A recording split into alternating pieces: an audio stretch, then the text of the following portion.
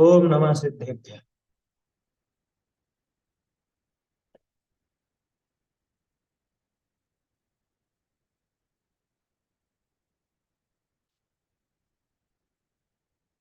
मंगलमय मंगल करण बीतराग विज्ञान नमो ताहि जाते भय तादि महा करि मंगल करि हो महा ग्रंथ करण को काज जाते मिले समाज सब पावे निज पद राज।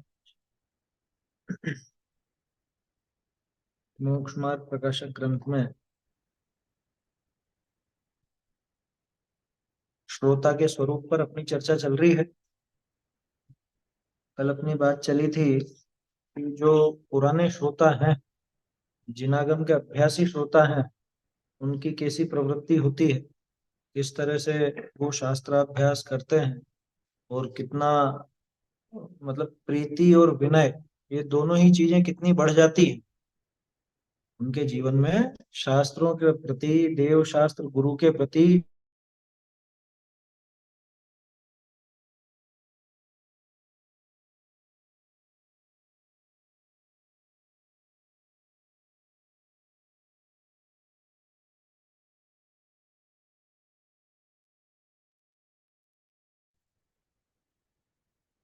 आवाज आ रही है बराबर? हाँ, चलिए। कल ये बात देखी थी अपन ने, गाढ़ श्रद्धा नहीं हो गए, नाना शास्त्र सुनने से बुद्धि भी निर्मल हो गई। और ऐसी बुद्धि निर्मल हुई कि वहां निश्चय व्यवहार की बराबर खतौनी करते हैं कि निश्चय से जो कथन है उसको कैसे ग्रहण करना, व्यवहार से जो कथन है उसको कैसे ग्रहण करना। इतनी विशेषता उनकी बुद्धि में प्रकट हो गई। तो जिनागम के उपदेश को यथार्थ समझते हैं, जैसा है वैसा समझते हैं, वस्तु स्वरूप का निर्णय करते हैं। शास्त्राभ्यास में अति आसक्त हैं, अति आसक्त, निरंतर अभ्यासी रहते हैं। कुछ प्रश्न वगैरह करना हो तो अत्यंत विनयवान होकर के पूछते हैं, आपस में परस्पर में चर्चा करते हैं। ये पुराने अभ्यासियों की निशानी। और शास्त्राभ्यास में अति आसक्त हैं, लोक निंद कार्यों के त्यागी होते हैं। ऐसे सब विशेष गुण जिनागम के पुराने श्रोताओं के समझने चाहिए, अभ्यासी श्रोता। पुराने नए से विशेष मतलब नहीं, जो अभ्यासी श्रोता है वो। इसके बाद अपनी बात चालू हुई थी विशेष लक्षणों, श्रोता के विशेष लक्षण, है ना। 18 पेज पर विशेष लक्षण दिए हैं ऊपर ही ऊपर। विशेष लक्षण में क्या बताया कि जैसे वक्ता में विशेष लक्षण आया था कि वो न्याय व्याकरण आदि विशेष ज्ञान हो, भाषा का, व्याकरण का, न्याय का, तर्क वितर्क कर सके। क्योंकि देखो, ये जो भाषा वाली बात है ना, व्याकरण की, न्याय आदि की, तो अगर व्याकरण का ज्ञान होगा, भाषा का ज्ञान होगा, तो अच्छे से आचार्य देव के अभिप्राय को समझ सकते। ये फर्क पड़ता है, वास्तव में फर्क पड़ता है। देखो, शब्द शब्द में ही बहुत अंतर हो जाता है, बहुत अंतर हो जाता है शब्दों में। एक जैसा अर्थ बताने वाले शब्दों में ही हर एक शब्द का एक अलग वाच्य होता है। हमारा, हम जब पढ़ते थे संस्कृत, तो एक बहुत अच्छे विद्वान थे संस्कृत के, सतीश कपूर सर, संस्कृत पढ़ाते थे हम लोगों को, है ना। बहुत अच्छे थे, बहुत अच्छे संस्कृत के मामले में। और पढ़ाने की शैली वगैरह भी बहुत गजब की। तो वो बताते थे, मतलब उनकी बात आज भी जमती है, याद आती है कि शब्दों में रस होता है क्या, हर एक शब्द का एक अलग रस है ना। वो उदाहरण क्या देते थे, मतलब वो लौकिक पढ़ाते थे ना, तो उसी तरह से उदाहरण भी आते थे। जैसे किसी के प्रति अपन अपनी भाषा में कहेंगे राग है, राग। अब राग के लिए, किसी व्यक्ति के प्रति राग के लिए अपने पास कितने शब्द हैं? प्रेम, प्यार, स्नेह, इश्क, मोहब्बत, ये सारी चीजें हैं ना। लेकिन हर एक शब्द का एक अलग दिमाग में अपने को खचा है कि नहीं? समझ में ही बात। तो बच्चे के प्रति होगा तो माता का स्नेह कहलाए, वो प्रेम कहलाए। आया समझ में? ये चीज आप वो दूसरे जो शब्द हैं, जैसे उर्दू के शब्द हैं, वो हर एक के साथ नहीं लगा सकते। हर शब्द का एक अलग अलग अर्थ बैठता है दिमाग। है वो राग सूचक ही, अर्थ उनके मिलते जुलते हों, लेकिन उनका रस न्यारा है, उनका भाव न्यारा है। इसी को साहित्य में अपन अलग ढंग से भी देखते हैं। एक सूखा पेड़ है, वो आगे अपने सामने एक सूखा पेड़ है, ये सीधी सी बात है। अब इसी को अलग अलग शब्दों में बता देना, दादा खूब लेते थे उधर। नीरस तरुवर विलसती पुरतः। नीरस तरुवर, तरुवर यानी पेड़, नीरस रस रहित है, विलसती पुरतः कि अपने आगे विलसित होता है। एक तो ये साहित्यिक शब्द। दूसरा, शुष्कम काष्ठम तिष्ठत्यग्रे, कि सूखा हुआ काठ आगे पड़ा है। बोलो, आशय दोनों का एक ही। आशय मतलब वो अर्थ दोनों का एक जैसा दिख रहा है, लेकिन भावों में कितना अंतर है। समझ में आ रही है बात? इसलिए ये थोड़ा बहुत ज्ञान हो भाषा का, व्याकरण का, न्याय आदि का। व्याकरण का तो जरूरी भी है। व्याकरण का इसलिए जरूरी है क्योंकि एक ही शब्द के अलग अलग ढंग से, मतलब अलग अलग अर्थ निकल जाते हैं। अ का अंतर ही बहुत कुछ कर देता है। आया समझ में? अ का अंतर ही, कहीं पे जैसे अ लगा है। अब अपन कहें, मान लीजिए कोई शब्द में अ लगा है तो वो अभाव सूचक होता है ना। जैसे भाव और अभाव, इसी को देखा अपन। अब अ के अर्थ में ही नी का भी प्रयोग होता है। जैसे अकषाय बोले या निकषाय बोले, ठीक है ना। अब ऐसे ही नो का प्रयोग भी होता है। नो का अर्थ भी नहीं के अर्थ में होता है, लेकिन नो कषाय में वो अर्थ नहीं।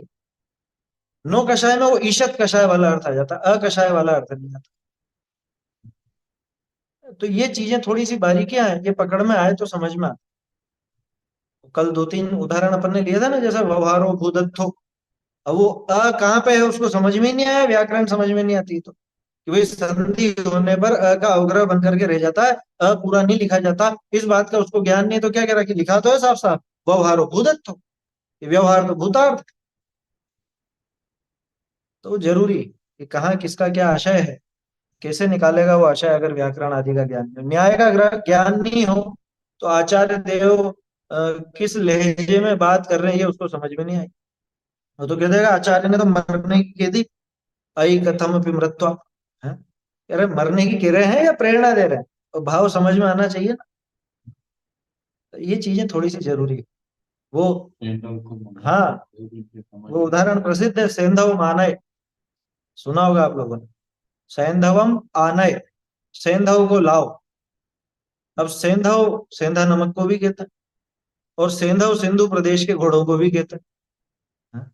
अब जो अभिप्राय को नहीं समझेगा, इस न्याय आदि को, ये न्याय में शामिल है ये सब चीज, उस अभिप्राय को नहीं समझेगा, तर्क युक्ति से नहीं समझेगा, वो गड़बड़ ही करेगा। अब जब बाजार जा रहा हो, मतलब कहीं पे जा रहा हो, कहीं घूमने टहलने जा रहा हो, और कहे सेंधव माना है, और वो मूर्ख हो, कौन, उसका जो नौकर है वो मूर्ख हो, तो वो कि उस दिन नमक बताया था इन्होंने सेंधव का, तो नमक ले आया। अरे बाहर जा रहा हूँ, अभी नमक का क्या काम, थोड़ा लेके आओ। अब जब खाने बैठा, खाना खाने बैठा, वो कहा सेंधव माना है, नमक कम था, तो अब वो घोड़ा लेकर के आ गया। आगे आपने उस दिन सेंधव बोला था ना, सेंधव माना है घोड़ा। मैं खाऊं कि इसको खिलाऊं, घोड़े को क्यों लाया? पानी बता लाओ, आया समझ? पानी बता लाओ, घोड़े को पानी बता लाओ। पानी दिखा लाओ, पानी दिखा लाओ का क्या मतलब है? कह रहे पानी पिला के लाना था। अब वो घोड़े को प्यासा ही घुमा के ले आया, नदी किनारे गया भी सही और बस दिखा के लेकर आया। तो ये चीजें तब समझ में आती है जब थोड़ा सा व्याकरण न्याय आदि का विशेष ज्ञान। दुकान बड़ा आया समझ? ऐसा दादा एक और उदाहरण लेते थे। एक भोला भाला आदमी था, वो बाहर चला गया, विदेश चल, मतलब शादी हो गई थी, नई नई शादी हुई, और व्यापार करने गया बाहर। तो उसकी पत्नी ने उसको चिट्ठी भेजी। और चिट्ठी में लिखा था कि मैं तुम्हारे बिना यहाँ विधवा जैसा जीवन जी रही, मैं तो तुम्हारे अभाव में बिल्कुल विधवा ही हो गई। हाँ, उसके पिता ने लिखी, पत्नी ने नहीं लिखी, तो पिता ने लिखी। पिता क्या, विधवा हो गई, कि वो तो विधवा हो गई है तेरे बिना। अब ये पागल जोर जोर से रोने लगा कि मेरी पत्नी विधवा हो गई, मेरी पत्नी विधवा हो गई।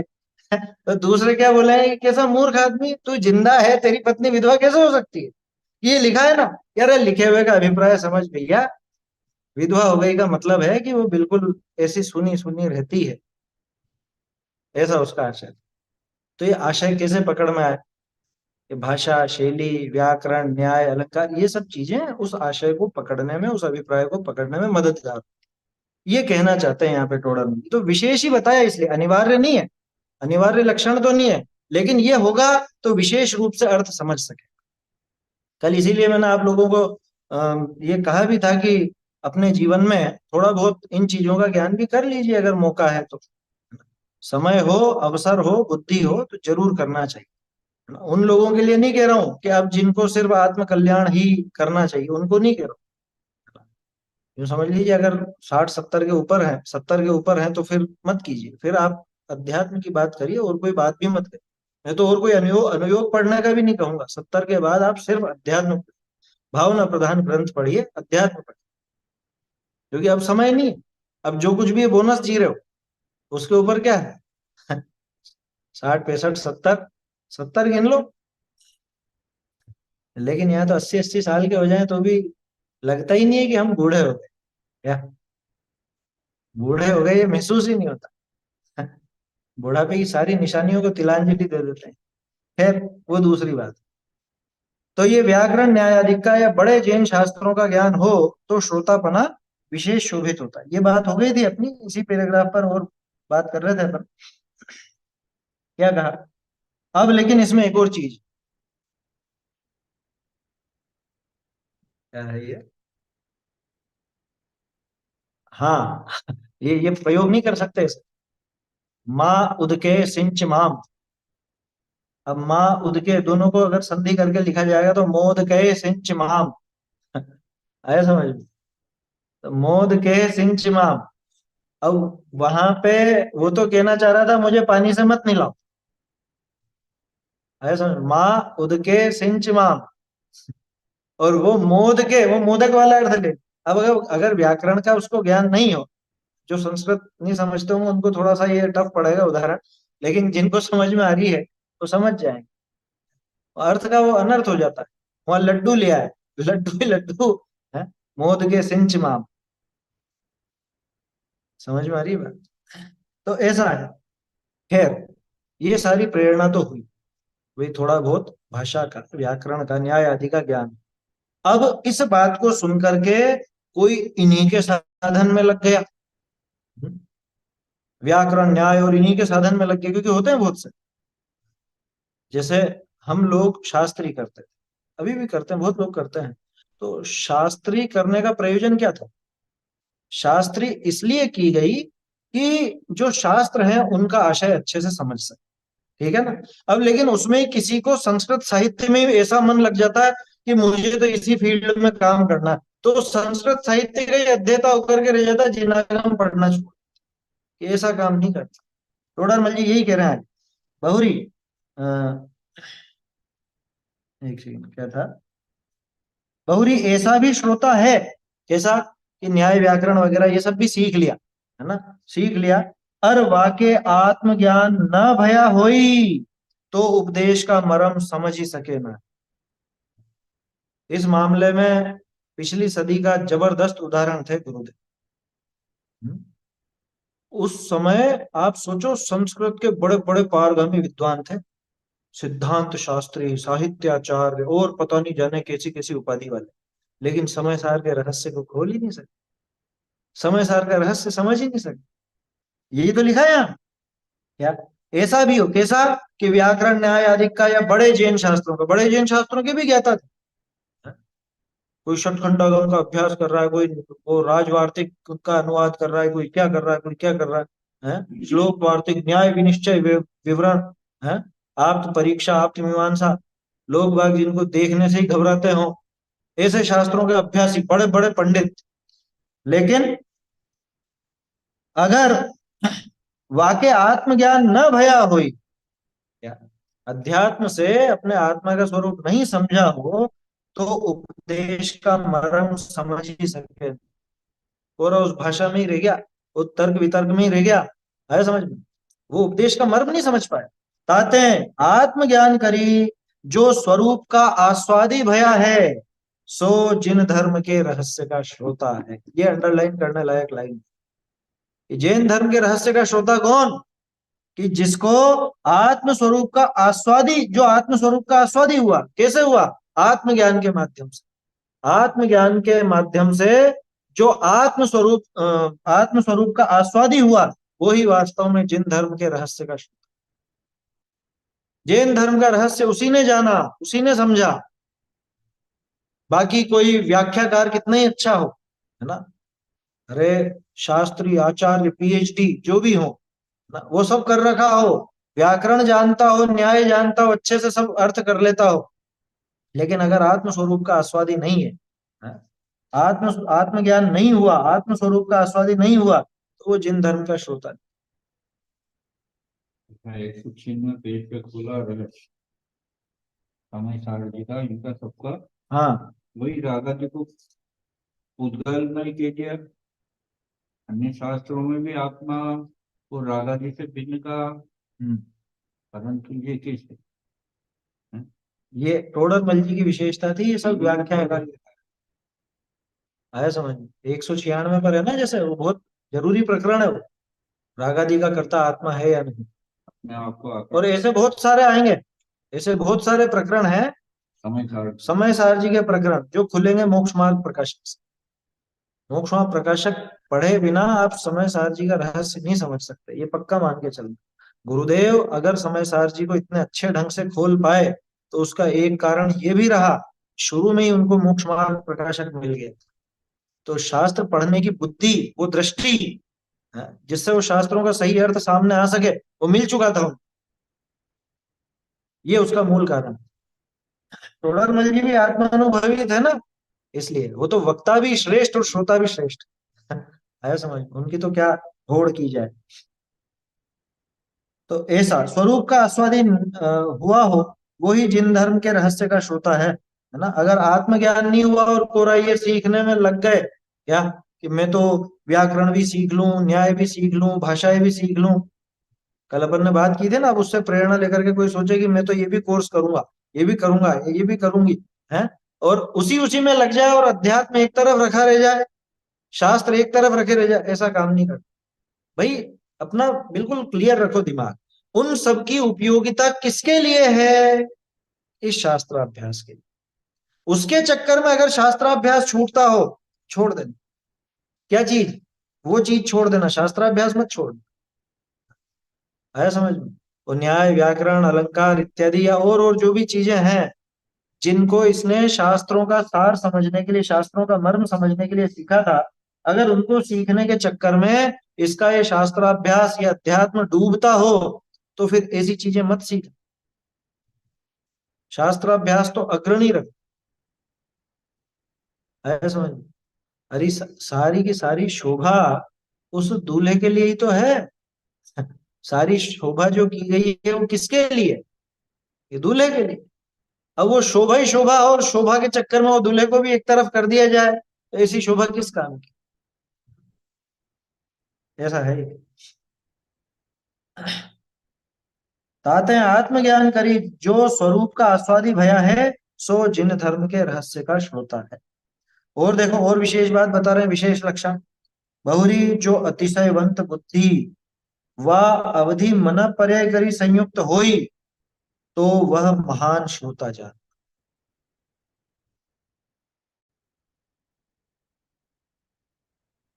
यार जे जे, अच्छा, जे जे साधक तेते बाधक। हाँ। भाई साधक को साधक रहना चाहिए, बाधक नहीं बनना चाहिए। ये जो व्याकरण आदि, न्याय आदि की बात है, ये साधक है, तो साधक जितना ही रखो, ये बाधक बन जाए ऐसा काम नहीं करता। ऐसा। तो ये तो अपने को अपना खुद का वो देखना पड़ेगा, है ना, खुद का दिमाग कितना चलता है, कितना अपन उसमें लगते हैं, उसके चक्कर में कहीं अपना दूसरा काम तो नहीं छूट रहा है। ये सब देख करके, आकलन करके वो अभ्यास करना, अभ्यास जरूर करना, जिनके पास समय है, बुद्धि है, अवश्य करना। अभी आयु सीखने जैसी है, सीखने जैसी आयु माने 60 साल तक सीखने जैसी आयु समझ। उसके ऊपर नया काम नहीं सीख, उसके ऊपर मत सीखना, ये मेरा आकलन है। बाकी ठीक है, जिसकी जैसी बुद्धि हो फिर उस हिसाब से शुरू से ही अभ्यासी हो भले, तब तो फिर तो आखिरी पर्यंत भी, जीवन पर्यंत वो करता, कोई बात नहीं। लेकिन नया विषय कोई सीख रहे हो, तो 60 के बाद नया नहीं सीख सकते। चीज तो ये देखो, तो अतिशयवंत बुद्धि करी वह अवधि मना पर्याय करी संयुक्त होई, तो वह महान श्रोता जान। अतिशयवंत बुद्धि कैसी? बहुत जल्दी याद हो जाता है, याद रहती है, सब बातें याद रहती है, गाथाएं याद रहती हैं, ये सब अतिशयवंत। अकलंक देव, एक बार में ही सुनते ही याद हो जाता, ये अतिशयवंत बुद्धि। राजचंद्र जी शतावधानी थे, आया समझ में? तो ये अतिशयवंत बुद्धि होती है किसी किसी की, बहुत सौ की होती है, क्या बोलते हैं उसको, फोटोग्राफिक मेमोरी, कि वो पढ़ लिया उस जगह पे तो ध्यान है कि उस पेज पे ऐसा ये शब्द लिखा है, उसके ऊपर ये लाइन है, उसके नीचे लाइन है। ऐसी अतिशयवंत बुद्धि, तो वो महान, मतलब वो महान श्रोता कहलाता है। या फिर ज्ञान में अवधि ज्ञान मना परे ज्ञान से संयुक्त हो, तो वह महान श्रोता जान। कौन होते हैं अवधि मना पर्याय से संयुक्त? मना पर्याय से संयुक्त तो निश्चित रूप से भावलिंगी संत हो। अवधि ज्ञान भी जिनको नया प्रकट हो रहा है वो सम्यक दृष्टि है यहाँ पर, तो है ना, सम्यक दृष्टि कोई नया प्रकट होता मनुष्य भव में, नवीन प्रकट अगर किसी को हो रहा है तो सम्यक दृष्टि को ही होता है, और खास तौर पे तो मुनिराज को। तो वो महान श्रोता है, मतलब यूं समझ लो गणधर तक, गणधर तक श्रोता है, श्रोता की लिमिट गणधर, उसके ऊपर केवल ज्ञानी वो श्रोता नहीं। केवल ज्ञानी को काम ही नहीं है सुनने का, उनको क्या काम है? वो शास्त्राभ्यास थोड़ा करें, उनको तो पूरी वस्तु व्यवस्था जानते हैं, तीन लोक का सब जानते हैं ऐसा। तो ऐसे श्रोतानी के विशेष गुण है ना। ऐसे जिन शास्त्रनी के श्रोता चाहिए, चाहिए मतलब ऐसे होने चाहिए। अब हम अवधि ज्ञान मना पर्याय ज्ञान कहाँ से लाए? अरे वो नहीं लाए, लेकिन इसके पीछे जो जो बातें आई हैं उतना तो थोड़ा बहुत अपने हिसाब से कर ही सकते हैं। और पिछला पैराग्राफ जो अपन ने पढ़ा था, पिछला और पिछले के पिछला, नवीन श्रोता का और अभ्यासी श्रोता का, वो तो होना ही चाहिए ना। उतना तो चाहिए, उतना तो अपने जीवन में प्रकट कर ही सकते हैं। ये जो विशेष लक्षण बताए, ये जिस मात्रा में हो जाए अच्छी बात है, नहीं हो पाए तो भी कोई विशेष बात नहीं। लेकिन गाढ़ श्रद्धानी और अति विनयवान और वो सारी बातें जो आई थी वो अपने को होनी चाहिए। कुल मिला के शास्त्राभ्यास का मूल प्रयोजन है तत्वाभ्यास, तत्व विचार, तत्व निर्णय, उसकी तरफ कदम बढ़ने चाहिए। चलिए आगे बढ़ते हैं अब ढूंढारी से। बहुरी, शास्त्र सुनने ते हमारा भला होगा, ऐसी बुद्धि करी जो शास्त्र सुने हैं, परंतु ज्ञान की मंदता करी विशेष समझे नाही, तिनके पुण्य बंध हो है, विशेष कार्य सिद्ध होता नहीं। बहुरी, जे कुल प्रवृत्ति करी व पद्धति बुद्धि करी व सहज के जोग बनने करी शास्त्र सुने हैं, वह सुने तो हैं परंतु किछु अवधारण करते नहीं, तिनके परिणाम अनुसार कदाचित पुण्य बंध हो है, कदाचित पाप बंध हो है। बहुरी, जे मद मत्सर भाव करी शास्त्र सुने हैं, वह तर्क करने ही का जिनका अभिप्राय है।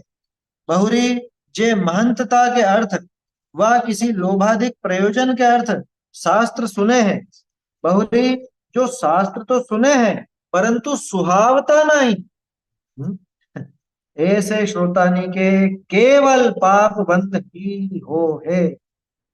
ऐसा श्रोतानी का स्वरूप जानना, ऐसे ही यथा संभव सीखना सिखावना आदि जिनके पाइए, तिनका भी स्वरूप जानना।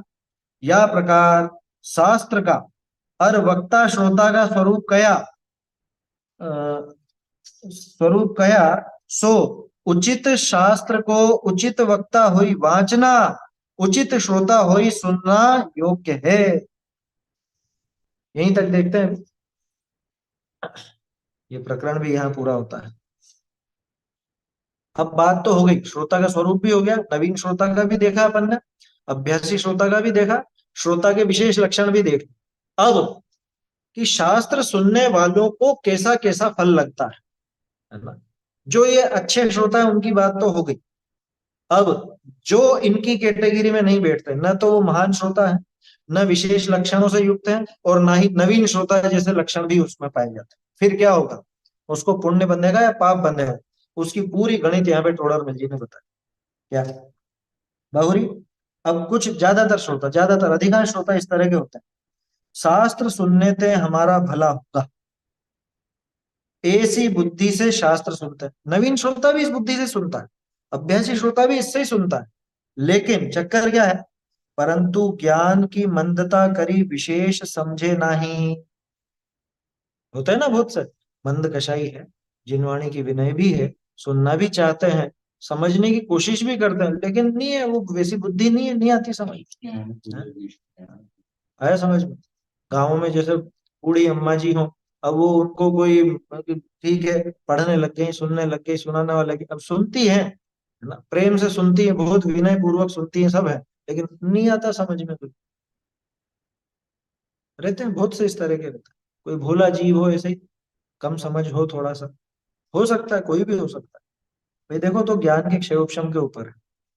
ये बात जरूर उसने मान रखी है कि इसके सुनने से हमारा भला होगा, है ना, कि शास्त्र सुनने से हमारा भला होगा। कैसे होगा ये उसको पता नहीं है, या क्या समझे तो होगा ये भी पता नहीं, लेकिन भला होगा इतना पता है। ठीक है, कोई तो पुण्य का लोभी भी हो इसमें, कोई ऐसा भी हो सकता है, इससे भला होगा, वो आगे आएगा वैसे। ज्ञान की मंदता से विशेष समझे नहीं, तिनके पुण्य बंद हुए। क्यों हुआ इसके पुण्य बंद? पुण्य बंद क्यों हुआ? इसलिए क्योंकि जिनवाणी के प्रति विनय तो है इसको, और इतना भी इसको विश्वास तो है कि इससे मेरा भला हो। अब वो आगे ज्यादा गहरे में जा नहीं पाता, समझ नहीं पाता, वो एक अलग बात, लेकिन वो पुण्य बंद होता है विनय और रुचि के कारण। उपयोग लग रहा है, हाँ, मन का शायद करना तो पुण्य बन जाएगा तो और ऐसा नहीं समझना इसको कि ये बैठ करके सो रहा हो, उसकी बात नहीं, उसकी बात तो आगे है, उसकी बात तो आगे है। ये ध्यान से सुन रहा है, उपयोग लगा रहा है, समझ में नहीं आ रहा, ये एक अलग बात, लेकिन समझने की कोशिश तो कर रहा है ना, उपयोग उधर लगा हुआ है, इसलिए पुण्य बन गया, है ना। ये श्रोता बुरा नहीं है, ये बुरा नहीं है, अब इसकी कमजोरी है कि इसको समझ में ज्यादा नहीं आता बस। बाकी वो जो शुरू में विनय वगैरह का लक्षण था, वो तो इसमें भी दिख रहा, वो लक्षण तो इसमें भी है कि विनय पूर्वक सुन रहा है, रुचि पूर्वक सुन रहा है, रुचि भी है, विनय भी रखता है, कोशिश भी करता है। दृढ़ श्रद्धा नहीं तो इसको इसलिए नहीं कहेंगे कि श्रद्धान तो कैसा क्या बना इसका, लेकिन व्यवहार श्रद्धान है, व्यवहार श्रद्धान ये पड़ा हुआ है कि इससे मेरा भला हो, ऐसा श्रद्धान दृढ़ है उसको। परिणाम लगाए, सही बात, परिणाम लगाए ना, इसलिए उसको तो पुण्य बंध होता है, बस पुण्य बंध होकर के रह जाता है, विशेष कार्य सिद्ध होता नहीं, कोई विशेष काम नहीं बनता। हाँ, इतना जरूर हो सकता है कि अगले भव में भी उसको ये संयोग फिर से मिल सकता, इतना हो सकता है ना, क्योंकि यहाँ रुचि पूर्वक सुना ना इसने, कोशिश करी समझने की, तो आगे उसको ये संयोग फिर से मिल सकते हैं, इतना हो सकता है, तत्काल में कोई ऐसा विशेष लाभ होने वाला नहीं है। तो ये तो एक तरह का श्रोता होता, अब डाउनग्रेड होता जाएगा धीरे धीरे। पहले अपन ने बात की विशेष श्रोताओं की, अभ्यासी श्रोताओं की, नवीन श्रोताओं की, वो सब बहुत अच्छी क्वालिटी के थे। ये भी ठीक है, बेचारा समझने की कोशिश कर रहा है, लेकिन समझ नहीं पा रहा तो विशेष लाभ होता नहीं। अब देखो, बहुरी जे कुल प्रवृत्ति करी, अधिकांश की ये स्थिति है आज। ऐसे भी नहीं है, ऐसे भी कम ही है। कम क्यों है?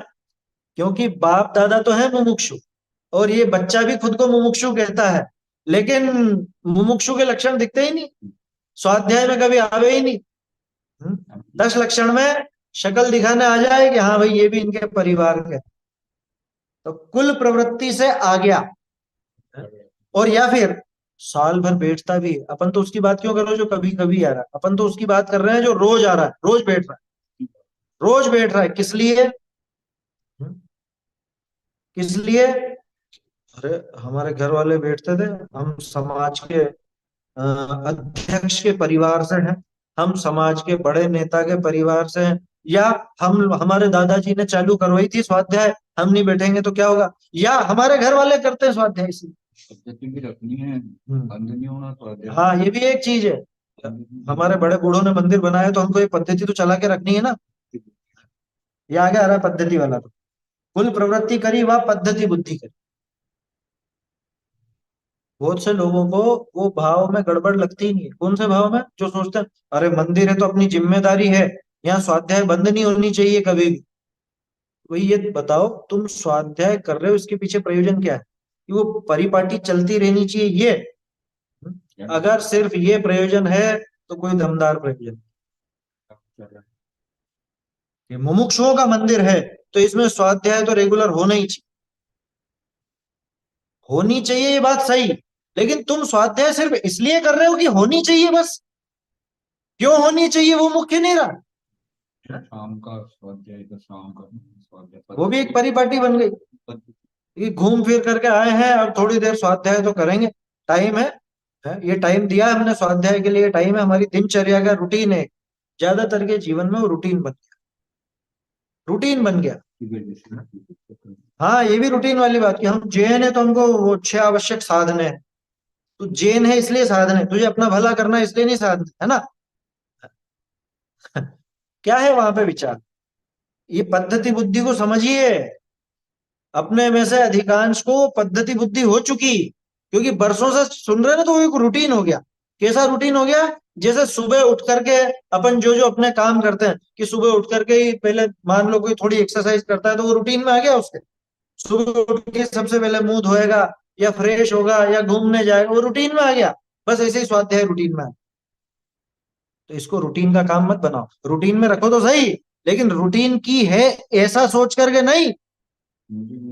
जो नवीन श्रोता में बात आई थी, मुझे मेरा हित करना है, इन बातों का निर्णय करना है, वो निर्णय करने के लिए ये अपने मन को टटोलिएगा। क्यों करनी है स्वाध्याय? हम टोडरमल स्मारक से जुड़े हुए हैं इसलिए टोडरमल जी का मोक्षमा प्रकाशक हमको पढ़ना चाहिए इसलिए है, या हम वहां से पढ़ के आए हैं इसलिए, या हम मुमुक्षु हैं इसलिए? किस लिए करनी? जो नवीन श्रोता में प्रश्न आए थे ना, है, उनका निर्णय करने के लिए कि मेरा भला इससे हो, मेरा भला इन प्रश्नों के जवाब से हो, वो प्रश्नों का जवाब मुझे यहाँ मिलता, इसलिए इसलिए अभ्यास करना। कोई और अभिप्राय अगर दिमाग में है तो वो खोटा हो जाए। क्योंकि बहुत सौ को ये भी चिंता सताती है, अरे ये युवा लोगों को जोड़ो, नहीं तो स्वाध्याय बंद हो जाएगी। वो चिंता वाजिब भी है, उसमें मैं ये नहीं कह रहा हूँ कि नहीं होनी चाहिए स्वाध्याय, बंद हो जाए तो क्या फर्क पड़ जाएगा, वो बात नहीं कर रहा। लेकिन उनकी चिंता सिर्फ पद्धति चलाने की है, वो खोटी। समझ में आ रही है बात क्या कहना चाह रहा हूँ? अपन उसके विरोध में नहीं, लेकिन पद्धति बुद्धि से नहीं हो, रुचि से हो। क्योंकि पद्धति बन गई तो बोझा बन जाएगी। नहीं समझ में आई बात? अगर पद्धति बन गई तो ये बोझा हो जाएगी, ये तो करना ही पड़ेगा, करना ही है, करना ही है ये काम तो। रूटीन का हो गया ना तो एक बोझे जैसा हो गया, अरे चलो चलो टाइम और स्वाध्याय भी करनी है, स्वाध्याय भी निपटानी है। क्या हो जाता है उनका? निपटानी है। जैसे दूसरी क्रिया निपटाते हैं, बस ऐसे निपटाना है, ये काम भी निपटाना है। इसको बोझा मत बनाइए। आया समझ? ये काम रुचि से होना चाहिए, पद्धति बुद्धि से नहीं, कुल अपेक्षा नहीं। ये इसमें बीज आ गए वहां के क्या? वो जो व्यवहाराभासी को पकड़ा ना 7वें अधिकार में, कुल अपेक्षा धर्म धारक, और एक वो पद्धति से देखा देखी वाला, और तीसरा सांसारिक प्रयोजनार्थी। वो तीनों के तीनों यहाँ दिखेंगे आपको, तीनों के तीन। सांसारिक प्रयोजन वाला भी आ रहा है। आज्ञा रहित, हाँ, आज्ञा परीक्षा रहित, आज्ञा अनुसार, अनुसार है ना। तो वो पहला वाला उसमें आ गया, पहला वाला जो आया ना इसमें भी, ऐसा सीधा श्रोता, ज्यादा समझता नहीं है, परीक्षा नहीं करता। पद्धति बुद्धि भी वैसा ही, कुल प्रवृत्ति से या पद्धति बुद्धि से वह सहज के जोग बनने करी। सहज योग बन गया कि क्या करें, बैठे बैठे है मोबाइल चला रहे थे, ये आ गई लिंक सामने, ये खोल के बैठ गए, ये चालू हो गया, सुन लिया, ठीक है। कहीं गए थे किसी रिश्तेदार के यहाँ, अब वो नियमित स्वाध्यायी थे, उनके साथ बैठ करके चल दिए, तो ठीक है, वो भी बैठे हम भी बैठ गए। सहज योग बन गया तो सुन लिया, नहीं बना तो नहीं सुना। सुनना का मतलब अभ्यास करा, है ना, पढ़ना वगैरह सब ले लेना उसमें। और सुनना तो बार बार इसलिए जीवान पे आता है क्योंकि श्रोता शब्द जुड़ा हुआ है। कि किसी ने दे दी थी पुस्तक कि पढ़ लेना तो पढ़ ली, दिख गई, कभी विचार आ गया तो पढ़ ली, नहीं पढ़ी तो नहीं पढ़ी। ये सहज योग बनने से। क्या कहा? जे कुल प्रवृत्ति करी। कुल प्रवृत्ति तो समझ में आ गई ना, हमारे बाप दादाओं की परिपाटी चलती है, या हमारे वो करते थे, वो बांचते थे स्वाध्याय, वो पढ़ते थे तो हम उनकी सुनने जाते थे, या वो करते हैं इसलिए जाते हैं। बहुत सी जगह ऐसा होता है। क्या?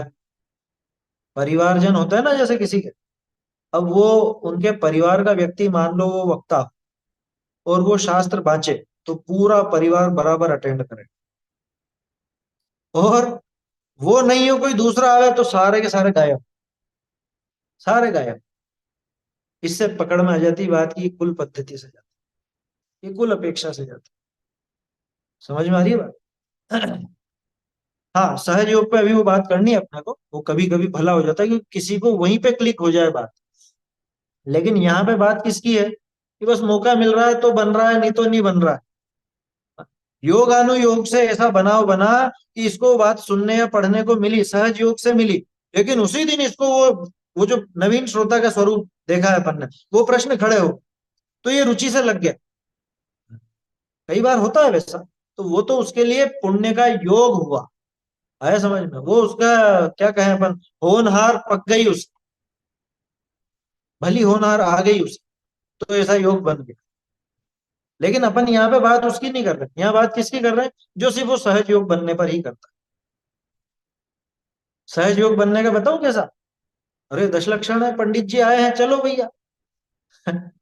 आया समझ में? अष्टानिका में आए, चलो। अभी सब लोग भी बैठे हैं, दूसरे लोग भी मिल जाएंगे, चलो। कहीं जा रहा था मध्य अध्याय, हाँ कुछ भी खाने पीने के सामान में, तो वहां पर वो शिविर लगा हुआ है। हाँ, ऐसा भी होता है। शिविर में काम था जयपुर में, व्यापारिक काम था कुछ, उसी टाइम शिविर भी लगा था, तो खाने पीने की भी व्यवस्था बन जाएगी, चलो हो गया काम। ये सहज योग। समझ में ही बात? होता है बहुत से इस तरह के। उस टाइम चलेंगे, वहां उस टाइम पे शिविर भी रहेगा ना, तो अपना काम भी हो जाएगा, और खाने पीने का भी हो जाएगा, व्यापार का व्यापार भी हो जाएगा। सुन भी लेंगे थोड़ा बहुत, ठीक है, बैठ गए सुन लिया। ये सहज योग। समझ में ही बात? अब यहाँ पे क्या बंधेगा, पुण्य बंधेगा कि पाप बंधेगा, इसका टोडरमल जी बहुत बारीकी से बता रहे।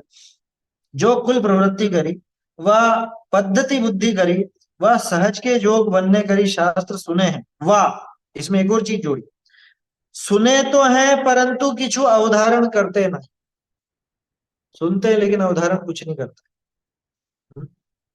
गए थे टाइम पास करना था, बैठ गए, आगे उठ के। होते हैं बहुत से, वहां जाते हैं और जाके सबसे पहले यूं देखते हैं ऊपर। ऊपर क्या देखते हैं?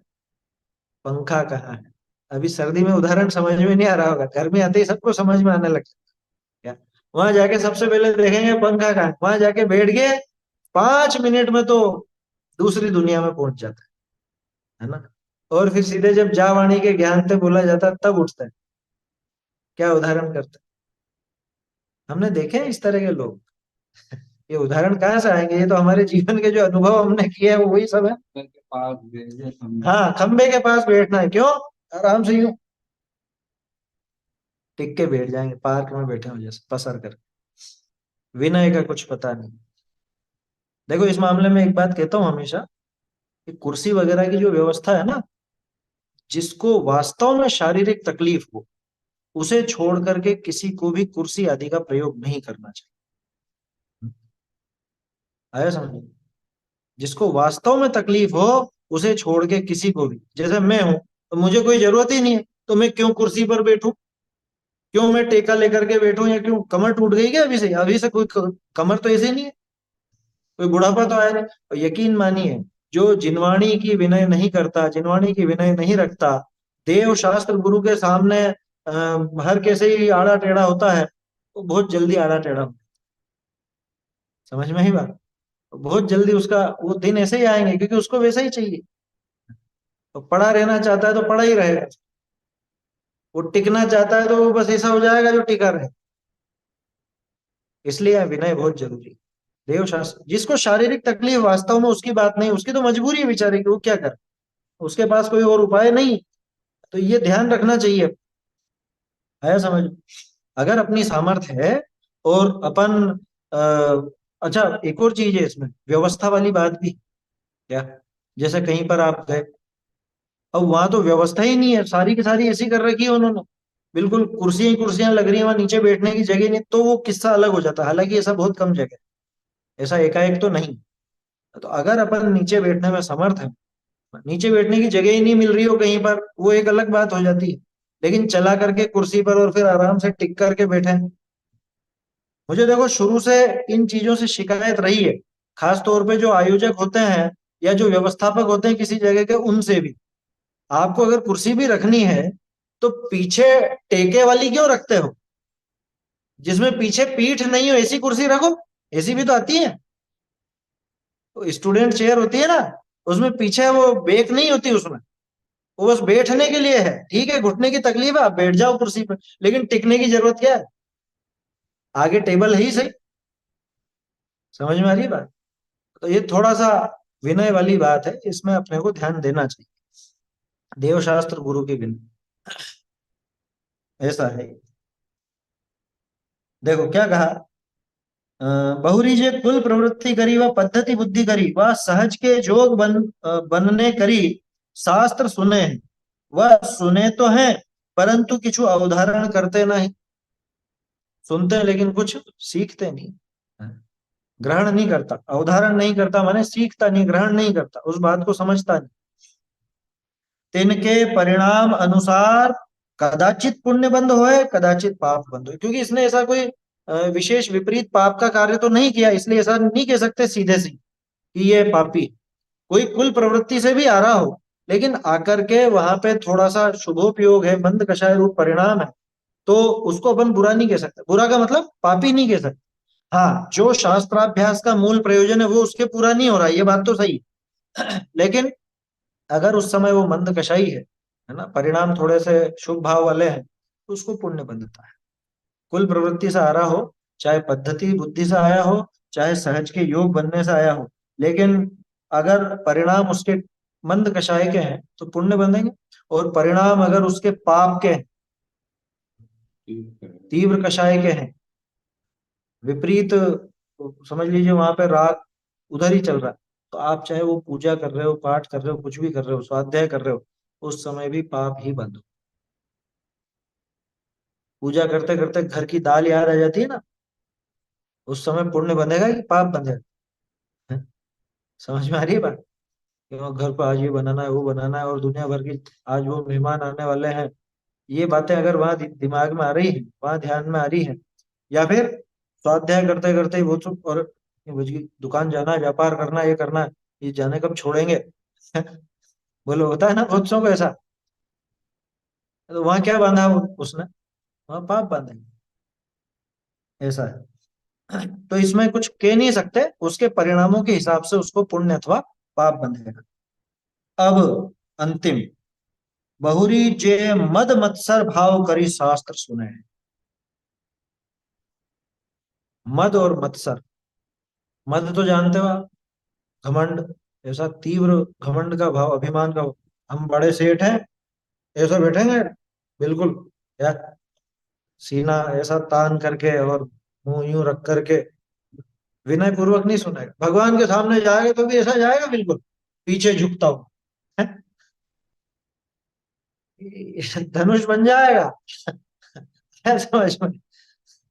ऐसा ऐसा तन करके जाता है, ऐसा दिखाता है खुद को। सभा में भी बैठेगा तो एक अकड़ में होता है, बहुत से लोगों में इस तरह की पद्धति होती, प्रवृत्ति होती। हम बड़े सेठ, हम अध्यक्ष हैं, हम मंत्री हैं, हम ये हैं, हम वो हैं, बोलो। मद मत्सर भाव से, मात्सर्य का भाव हो किसी में, बहुत ईर्ष्या का भाव, क्योंकि होते हैं। अब वो जैसे मान लो शास्त्र जो बांच रहा है, जो शास्त्र पढ़ने वाला है, एकाएक समाज में उसकी अच्छी छवि होगी, एकाएक तो, है ना? कोई भी हो, शास्त्र का अभ्यास करने वाला, दूसरों को सुनाने वाला, उसके प्रति लोगों में एक आदर का भाव रहता ही है। ये एक सहज प्रवृत्ति है, इसमें कोई ऐसी विशेष बात। अब वो देख देख करके, हमने इतना वो किया और ऐसा किया, हमको तो कोई नहीं पूछता, और इसको इतनी, हम इतनी कोशिश करते हैं फिर भी हमारे बारे में तो कोई कुछ नहीं कहता, और इसको सब सम्मान करते हैं और ऐसा करते हैं वैसा करते हैं। बोलो, आ सकता है किसी के दिमाग में? सभी तरह के जीव हैं, आया समझ में? अलग अलग जगह अलग अलग तरह के इस तरह के जीव खूब मिलेंगे। नाना जीवा नाना कम। देखो, तो मद मत्सर भाव करी शास्त्र सुने, और कैसा हो सकता है? देखें क्या बोलता है ये, अभी कहाँ पे चूकता है अभी बताऊंगा। अभी सभा के बीच में ही टोकूंगा इसको, अभी बोलने तो दो। और वो उसकी जो भी बात बोलेगा ना, ये उसके विपरीत जाएगा। कई बार क्या होता है, शास्त्र में अधिकांश लोगों की आदत कैसी होती है, जैसे जिनको क्रियाकांड का विशेष रस, आया समझ में? सीधे शब्दों में कहूं तो व्यवहार अभस, क्रियाकांड का विशेष रस है। अब जब निश्चय की बात चल रही, निश्चय की मुख्यता से बात चल रही है ना, पुण्य को पाप के समान बताया जा रहा हो, पुण्य पाप अधिकार चल रहा हो, अब ये बगले झांकना लगता है, ये पहलू बदलने लगता है, इसको बेचैनी होने लगती है अंदर में, कि हमारा सारा कर्तव्य पुण्य को पाप के बराबर बता रहे हैं। बोलो, उसको जमती नहीं, अंदर से सुहाती नहीं है बात, वो उखड़ने लगता है। छठा आवश्यक लिखे तो हैं ये। कि छह आवश्यक भी बता दिए क्या आचार्यों ने? देव पूजा नहीं लिखा है क्या? आप तो बस मना करते रहते हो कि पूजा नहीं करेंगे। उसको हजम नहीं होती बात। फिर छोड़ देना पूजा, फिर तो मंदिर सूने हो जाएंगे। कि भैया, जब ये व्यवहार की बात चलती, जब तो तू कभी निश्चय की स्थापना नहीं करता, और निश्चय की बात चलते तुझे व्यवहार की स्थापना क्यों सूझती है? मैं तर्क करता हूँ। यहाँ उल्टे तर्क करता, तर्क नहीं करता है, कुतर्क करता। ये कुतर्क बिल्कुल ऐसे खोटे तर्क लगाता है यहाँ पे, मतलब वो जिनवाणी का ही विरोध करने लग जाता है। समझ में ही बात? ये मद मत्सर भाव से सुनना, उसको रुचती नहीं है, असल में रुचती नहीं है, उस बात को स्वीकार नहीं करना चाहते। जे मद मत्सर भाव करी शास्त्र सुने हैं, क्या? और बताऊं कैसा मात्सर्य भाव? अपने को कोई वक्ता प्रिय हो, उसकी जगह दूसरा वक्ता आ जाए तो अब सुनने तो जाएगा पद्धति से, लेकिन ये जाने कहा क्या, हमारे ये वाले ज्यादा अच्छे हैं या वो ज्यादा अच्छे हैं, एक मात्सर्य का भाव जो दिमाग में आ जाए। समझ में ही अरे जिनागम की बात कह रहा है, जिनागम की बात करता है, तो उसमें वो अच्छा और ये अच्छा कहाँ से आ गया भैया? वो समय सार की बता, गलत बतावे तो बात और है, वो गलत निरूपण करे तो बात और है, लेकिन अगर वो सही बात बताता हो तो उसमें चिढ़ने की क्या बात, उससे जलने की भुनने की क्या बात? समझ में आ रही? जे मद मत्सर भाव करी शास्त्र सुने हैं, वह तर्क करने ही का जिनका अभिप्राय है। तर्क करने का ही अभिप्राय, तर्क करने का माने कुतर्क कर, उसको बस तर्क करना है। कल बात की थी ना, कल या परसों कब बात की थी अपन वक्ता के स्वरूप के समय? नए नए जो युवा रहते हैं ना, विद्वान युवा शास्त्री बनते हैं, ये जगह जगह जाते हैं, स्वाध्याय के लिए जाते हैं दशलक्षण में, तो ऐसे लोगों के साथ ये घटनाएं खूब होती। हम भी छोटे थे तब हमारे साथ भी होती, क्योंकि उनको भी लगता है ना कि देखें इनको आता है कि नहीं आता है, तो जान करके कोई ऐसा श्रोता रहेगा जो छेड़े, वो उसको छेड़ेगा, और ये फिर ये भी अपनी अकड़ में रहेगा, वो भी अपनी अकड़ में रहेगा, ये अपने अपने तर्क, खोटे तर्क उपस्थित करे। किस लिए? सभा बिगाड़ने के लिए, या अपनी महत्ता दिखाने के लिए, खुद का ज्ञान बघाड़ने के। तर्क करने का अभिप्राय, समझने का अभिप्राय नहीं। तर्क करने का माने तो सामने वाले पे प्रश्न चिन्ह लगे, सामने वाला थोड़ा सा नीचा हो, हम ऊंचे हो, ये उसके पीछे उसकी मुख्य भावना हो जाती है। कई बार होता है इस तरह का, वक्ता भी जान करके श्रोताओं को ऐसा कर देते हैं, कुछ वक्ताओं की ऐसी आदत हो जाती है, कई बार श्रोता इस तरह के हो जाते हैं। बोलिए। सर आपने जो कहा ये बात तो बिल्कुल सही है, बट ऐसा मतलब श्रोता और वक्ता के दोनों का एटीट्यूड कैसा होना चाहिए उस समय जब ऐसी सिचुएशन आ जाए, जब दोनों एक दूसरे का वो हो नीचा देखने मतलब नीची अपनी करना नहीं चाहते, तो ऐसे में वक्ता की क्या वो हो और श्रोता की क्या वो हो, दोनों तरफ का। देखो, श्रोता की क्या होनी चाहिए ये तो अपन देख चुके हैं, अत्यंत विनयवान होकर के, जो समझ में नहीं आ रहा वास्तव में वो समझने का प्रयास कर, ये समझना चाहता ही नहीं है, जिसकी बात अपन कर रहे हैं ये बिगड़ा हुआ है, ये समझना चाहता ही नहीं है, सभा बिगाड़ना चाहता है। अभिप्राय इसका तर्क करने का, समझने का अभिप्राय ही नहीं है इसका। तो वक्ता और श्रोता की क्या स्थिति हो, इसका तो सीधा सा जवाब है, भैया जिनवाणी के प्रति विनय हो तो अपने आप वो परिस्थिति बनेगी ही नहीं। अगर श्रोता ने कुछ प्रश्न समझने के लिए पूछा है तो वक्ता उस हिसाब से बताएगा, है ना। और वो अकड़ रहा है, श्रोता अकड़ रहा है, तो वक्ता क्या करे कि वो अपनी कषाय को मंद रख करके कि भैया ये प्रकरण नहीं है, यहाँ पे आप क्या बात ले रहे हो, ये इससे नहीं मिलती है, तो संतोषजनक जवाब दे। क्योंकि झगड़ा करने का तो कोई काम है नहीं, है ना। जिनवाणी में, शास्त्राभ्यास में वाद विवाद की बात तो है नहीं कुछ। वाद विवाद करे सो अंधा, सदगुरु कहे सहज का धंधा। तो सहज समझने का धंधा है, मतलब ये तो समझने का ही काम है पूरा। इसमें वाद विवाद की परिस्थिति बने तो अपने को क्या करना है, वक्ता श्रोता की बात छोड़ो, अपने को क्या करना भैया, कषाय भाव नहीं करना। जिन्हें दुखी नहीं होना हो वे कषाय ना करें। मेरी बात नहीं है, टोडरमल जी की बात। गांधी के ऐसे दोस्त ये टोडरमल जी का वचन है, एज इट इज, ये की लाइन आएगी। जिन्हें दुखी नहीं होना हो वे कषाय ना करें। गजब गजब की पंक्तियां दी हैं टोडरमल जी ने तो, लिखाने लायक। दुखी नहीं होना हो तो कषाय नहीं। अपने भले बुरे, भला बुरा तो अपने परिणामों से है। दूसरों के दोष देख देख करके स्वयं कषाई नहीं होना, अपने में वो दोष हो तो दूर करने का उपाय करना। इतना सा है ना। तो वक्ता के रूप में हो चाहे श्रोता के रूप में, अकड़ तो किसी को ही नहीं होनी चाहिए। क्या काम की अकड़ है? अकड़ तो खूब थी ना पहले, वनस्पति कायिक में भी खूब अकड़ थी, है? ऐसे तने के तने खड़े रहते थे बिल्कुल, ऐसा है। देखिए, तो जो मद मत्सर भाव करी शास्त्र सुने, वह तर्क करने ही का जिनका अभिप्राय है। ये देखो देखो, बहुरी जे महंतता के अर्थ, कि हम महान कहलाएंगे, ऊंचे कहलाएंगे। महंतता माने महानपन। वह किसी लोभाधिक का प्रयोजन के अर्थ ही शास्त्र सुने हैं। लोभ के प्रयोजन से शास्त्र कौन सुनता है? हमारे यहाँ तो सच्ची घटना हुई है। क्या, वो एक दंपति थी, पहले भी शायद मैंने सुनाया होगा ये प्रसंग। पति पत्नी अन्य मति थे यूं तो, है ना। अब वो स्वाध्याय में अचानक से आने लगे, और आने लगे, एक आध साल, एक डेढ़ साल, 2 साल तक आए होंगे लगभग। और अच्छे से सुनते, सब सीखे भी सही, ऐसा नहीं कि नहीं सीखे। और पेपर वगैरह हुए, धार्मिक पेपर, तो भी उनमें सब अच्छे अच्छे बढ़िया सब। फिर अचानक से गायब हो गए। बाद में प्रवृत्ति वैसी हो गई जैसी पहले थी।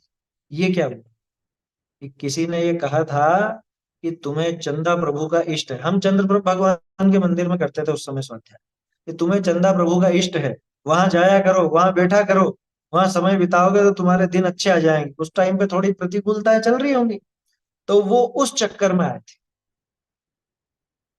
अब बोलो अंदर का अभिप्राय कैसे पता चले?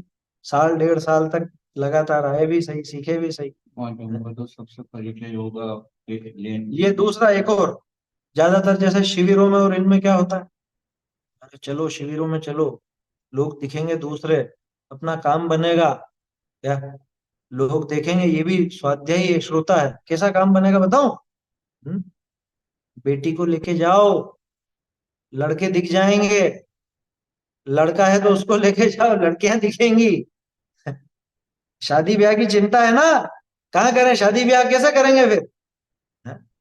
कहाँ मिलेंगे नहीं तो, और बताओ। या, और वहां चलो, वहां पे बड़े बड़े सेठ आते हैं। अपने को काम बनाना है ना, अपने व्यापार संबंधी काम है, या समझ लो कोई भी ऐसा काम उलझ रहा है, वो उस व्यक्ति से बनेगा। एक काम करो, उससे नजदीकी बढ़ाओ। उससे नजदीकी कैसे बढ़ाए? कि वो शास्त्र सभा में जाता है, अपन भी चलो, रोज जाने लगेंगे, और आहा हा करने लगेगा ये भी, देखा देखी दूसरों के, तो भी अच्छा, ये नया नया, ये अच्छा है यार, ये भी बढ़िया, अपना साथी साधर्मी है, ऐसा सोच करके कोई सहायता करता है। बोलो, ये लौकिक प्रयोजन। और बताओ लौकिक प्रयोजन।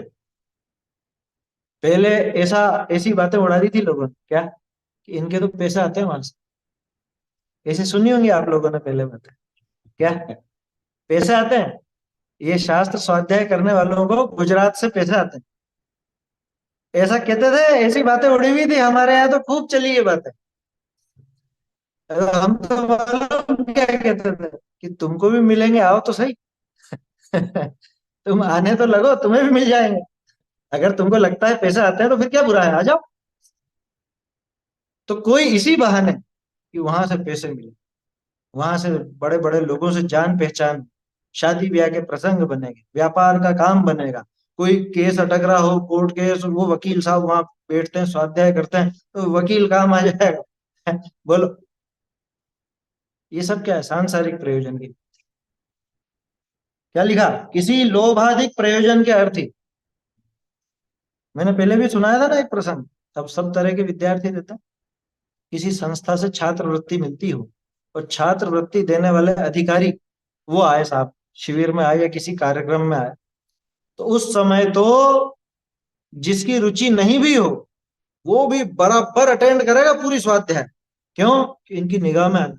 और दूसरे लोगों से दिखाएगा, जाएगा, अरे चलो चलो चलो स्वाध्याय का टाइम हो गया, आगे बैठेंगे, चलो चलो जल्दी से। कि कभी तो जिंदगी में तो बैठता नहीं है, आज क्या कर रहा है तू? समझ में ही बात? नहीं नहीं, ये थी नहीं बात, इस तरह की होती ही नहीं थी कि वहां से पैसा आता है, वो थी नहीं बात। समझ में ही बात? अभी भी नहीं है, कौन देगा ऐसा? समझ में ही बात? अरे ये तो सहज रूप से पुण्य फलता है लोगों का, तो अपने आप ही वो संपदा बढ़ती जाती है। पुण्य का उदय फलेगा ही फलेगा ना, कहाँ जाएगा पुण्य का उदय? लोग बाग उसको ऐसा समझने लग गए, ये तो कुछ विरोधियों ने इस तरह की बातें फैला दी, लेकिन इनके तो पैसे आते हैं वहां से। कि आते हैं, तुम्हारे भी आएंगे, चिंता मत करो, तुम यहाँ पे स्वाध्याय तो करो, दुनिया भर का विभव, चक्रवर्ती का वैभव तुमको स्वाध्याय से मिले। आया समझ में? समंतभद्र स्वामी ने तो साफ लिखा, ओजस तेजो विद्या वीर यशो विजय विभव सनाथा महाकुला महार्था मानव तिलका भवंती दर्शन पूता। है? ये सम्यक दर्शन से जो शुद्ध होता है उसको ये मिलता है। और लिखा उन्होंने, नव निधि सप्तद्वय रत्नाधीशा सर्वभूमि पते चक्रम। कौन बनता है? ये स्वाध्यायी ही बनेगा, ये पक्का याद रखना। स्वाध्यायी को ही मिलेगा। तुमको लौकिक संपदा भी चाहिए तो तू स्वाध्याय कर। ये सम्यक ज्ञान चंद्रिका में टोडरमल जी ने लिखा, धन के अर्थी को कहा। लिखा ना, धन है वो तो विनाशी है, पाप संयुक्त है, पाप से उत्पन्न होने वाला है और आगामी बुरा करने वाला, भय संयुक्त है, आगे नरक आदि का कारण। और ये ज्ञान रूपी धन अविनाशी है, यह विनाशी, भय भय रहित कर देने वाला। बोलो, स्वर्ग मोक्ष का कारण। स्वर्ग मोक्ष का कारण। तो अगर किसी को ऐसा भी लगता हो ना, तो घबराओ मत। और ये चीज दिखा चुके हैं, यहाँ भी 7 नंबर पेज पे दिखाया तो था, अरंत आदि से प्रयोजन सिद्धि। उसमें वो बात भी आएगी, शास्त्र स्वाध्याय से प्रयोजन सिद्धि वो सब होती है, अपने आप होती है। लेकिन जो उसके पीछे भाग करके ये काम करना चाहता है उसको नहीं होती, उसको तो पाप बनता है। देखिए समय हो रहा है अपना। जो मद मत्सर भाव से शास्त्र सुनता है या तर्क करने का जिसको अभिप्राय है, या जो महंतता के लिए, या किसी महंतता के लिए, क्योंकि लोग अच्छा अच्छा समझेंगे, अपने को ऊंचा समझेंगे इसलिए, या लोभादि के प्रयोजन से, लोभ देख ही लिया अपन ने कैसा कैसा, इसके अर्थ यानी इस प्रयोजन से शास्त्र सुनता है, या शास्त्र सुनता तो है लेकिन सुहाता नहीं। ये भी बड़ी बीमारी है। टाइम पूरा होएगा है? ये इतना इतनी इतनी इतनी देर तक लेते हैं, समझ में नहीं आती है। हमको तो स्वाध्याय का नियम है इसलिए स्वाध्याय सुनते हैं, सुहाता नहीं है। वो बैठे बैठे मच्छर को उड़ाता रहेगा है, और पंखे से हवा करता, घड़ी की तरफ देखता रहेगा कितनी बजी कितनी बजी। हाँ ये भी एक है, गर्भवती महिलाएं प्रसूति होने तक नियमित आती है। देखो उसमें एक चीज और है, वो डिलीवरी के बाद आएगी कैसे लेके? नियमित तो उस समय नहीं रहे, बाद में रुचि छूटे वो बात है ना। जब वो आने जैसी हो गई या समझने जैसी हो गई, बच्चा भी अब रहने लग गया, संभलने लग गया, तो फिर उसके बाद तो नियमित हो जाती है। हाँ लेकिन किसी किसी को रहता है ऐसा, क्या कि ये इससे अच्छा विशेष बढ़िया हो जाएगा, बढ़िया हो जाएगा। अरे बैठ और उसको समझ अच्छे से, तो आगे वो उस जीव पर भी असर पड़ेगा। यहाँ पे जो बताया ना पीछे पद्धति वाली बात, पद्धति या कुल अपेक्षा वाली बात, वो लगेगी उस परिणाम अगर अच्छे होंगे तो वो पुण्य बनेगा, परिणाम अच्छे नहीं होंगे तो पाप बनेगा, ऐसा है। चलिए अभी समाप्त करते हैं, इसकी बात और आगे कल कर लेंगे अपन। वैसे हो गया ये, पर सुहावता नहीं है ऐसे श्रोता के, केवल पाप बंध ही होता है, केवल मात्र पाप बंध, ऐसे श्रोताओं का स्वरूप बताया। वैसे सभी तरह का स्वरूप हो गया। अब आगे की चर्चा फिर अपन मोक्षमार्ग प्रकाशक ग्रंथ की सार्थकता वाली बात कर ले। चैतन्य का स्मरण प्रतिक्षण ही करो, भव के अनंत दुख को क्षण में हरो रे। अक्षय अनंत निज सौख्य निधान पाओ, आओ पाओ अरे नित अरे इसी सिक्के गीत गाओ, निज निज निधि लील में में बताई, बताई यह अनंत अनंत काल है, उपकार है, सके केवली धन्यवाद तुम्हारी माको। मात सब वंदना सतबार, वंदना सतबार। चिन्वानी माता की जय हो, चिन्वानी माता की जय हो, चिन्वानी माता की जय हो, जय चिन्वानी